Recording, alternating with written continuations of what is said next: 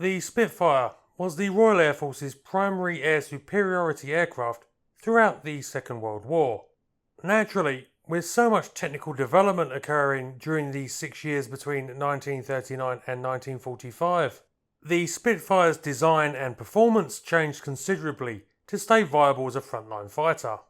The Spitfire Mark 1s of 1939 demonstrated a top speed of 362 miles per hour, which is 583 kilometers per hour, were powered by a Merlin engine producing just over 1,000 horsepower and had an armament of 8 303 Browning machine guns.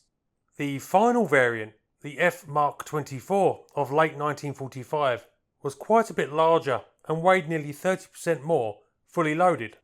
But powered by a Griffon engine producing well over 2,000 horsepower, it had a maximum speed of 454 miles per hour, which is 730 kilometers per hour, and a far more formidable armament of 4 20mm cannon.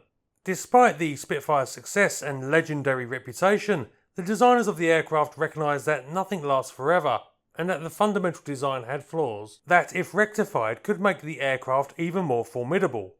In 1942, Supermarine started work on improving two of the main perceived issues with the Spitfire: the thickness of its wing and its narrow track undercarriage. The main thing that was wanted was to fit a laminar flow wing to the design. This type of airfoil was fitted to the P-51 Mustang and allowed a smoother airflow over the wing surface, which in turn meant less drag on the aircraft and greater potential speed. The new wing was expected to be lighter than the Spitfires and provide improved roll rate in combat. It could also be designed for a broad track undercarriage that pivoted from the wings, not from the fuselage as was the case with the Spitfire, and made landings more difficult. In early 1943, the Air Ministry gave approval for the development, which took place under the leadership of Joe Smith. Smith had overseen the Spitfire's development from the beginning of the war and was set on wringing every ounce of potential out of the basic design.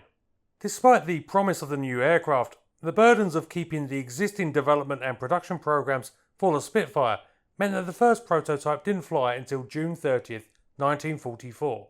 This aircraft, NN660, was a Spitfire Mark 14 modified to test the new wing.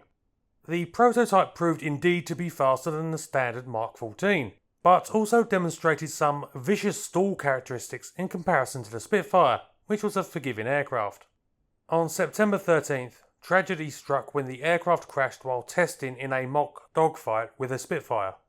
Test pilot Frank Furlong was killed, and the cause was never definitively established, though the jamming of the area-long controls seems likely. But lessons were learnt in improving the aircraft, and in January 1945, the second Spiteful flew.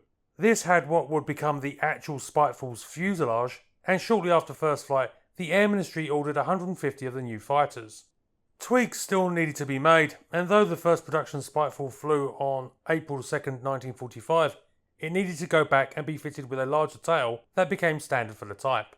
Because it was seen as a progressive improvement on the Spitfire, the Spitefuls never started from the Mark 1 designation, instead beginning with the Spiteful F Mark 14, in line with the Spitfire model it had originated from. The Spiteful F Mark 14 was indeed faster than the contemporary Spits. Powered by a Griffon engine producing 2,375 horsepower, it had a top speed of 483 miles per hour, or 777 kilometers per hour. But the war was ending, and the Spiteful was in many ways unnecessary.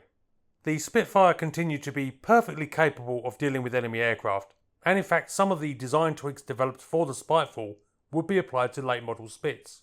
There was also the spectre of the new jets coming into service that already showed the direction fighters were going. In February 1945, orders for the Spiteful were cut to 80 aircraft. This was again reduced in May to 22 aircraft and finally dropped to 16 aircraft in December 1945, basically for the aircraft already completed and therefore ending production. A final attempt to get the most out of the design was made in 1947 when one aircraft was configured to use a Griffon 101 engine with a 5-bladed propeller. This aircraft, the sole F-16 model, demonstrated a top speed of 494 miles per hour, 795 kilometers per hour, at 27,800 feet, or 8,473 meters. This is the highest level speed recorded by a British piston-powered aircraft. Testing continued until 1949, but the F-16 was damaged in a landing incident and then completely written off when the recovery crane dropped it. As with all the late war superprop aircraft, the Spiteful was a remarkable design that was basically obsolete as jets came to the fore. This was graphically demonstrated when discussions with the French to license produce the fighter to rebuild their aero industry were dropped, with the French going for the de Havilland Vampire instead. But there was also another potential route for development for the Spiteful design, and that was as a carrier fighter for the Fleet Air Arm. In October 1943, Supermarine proposed a navalised variant of the Spiteful, then in development. Little interest was expressed until March 1945, when the go-ahead was given to begin development of the new fighter, designated Seafang. This was literally a Spiteful modified for carrier usage. Indeed, the first prototype was the Spiteful F Mark 15 converted to the new model. The principal changes in the production Seafang were to be incorporation of wings that allowed the last 4 feet to fold for stowage, a rounded front windscreen rather than the flat one used on the Spiteful, reinforced landing gear, and a tailhook for snagging arrestor wires. However, the Seafang also featured some developments in terms of its propeller that would likely have been incorporated onto Spiteful if that aircraft had made it into actual service. The first Seafang model was the F-31. This was to be an interim model to get the aircraft into the FAA as soon as possible.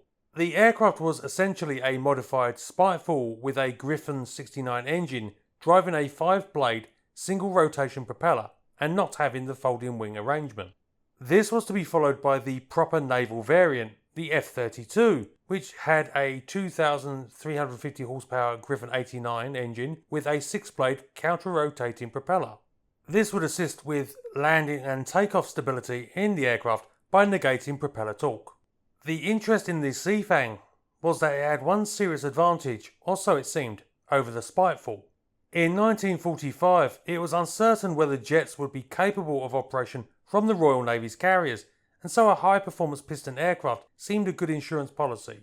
So when the Spiteful's orders were slashed in May 1945, they were essentially transferred to the Seafang F-31, with 150 being ordered. But despite the perceived urgency, the Seafang essentially met the same fate as the Spiteful. The first F-31 flew in early 1946, with the first F-32 in June the same year. But with the Second World War ended, the need for the F-31 was gone, and only 9 were built, before it was cancelled. Effort continued with the F-32, which as a more fully converted carrier fighter, had more perceived use. The production aircraft built were capable of a top speed of 475 miles per hour, and were demonstrated to the Dutch and French for possible sales. The Seafang was praised for its handling, though still had the nasty stall issue of the Spiteful, a product of their shared laminar wing. But ultimately the Seafang was like its land cousin, too late and simply not necessary. The Royal Navy didn't think the Seafang offered anything worthwhile over the Seafire F-47 that was in service already, and the pilots generally preferred the new Sea Fury that was coming into service. Plus it was becoming apparent that jets like the Vampire were going to be able to operate from carriers, marking the impending end of the piston fighter at sea. So the 18 Seafangs built, 10 F-31s and 8 F-32s, were, like the Spitefuls, all scrapped after a couple of years of testing. And that, tragically, was the end of the ultimate Spitfire development, though ironically their forebears would go on to serve for many years after their supposed successors were gone. There is a final footnote. The Spiteful's laminar wing, the reason for its creation, was still thought to have promise. So it was used on a new jet aircraft that Supermarine was developing, which initially was called the Jet Spiteful. This would ultimately be developed into the Supermarine Attacker, which saw service with both the Royal Navy and the Pakistan Air Force. But that is an aircraft for another time.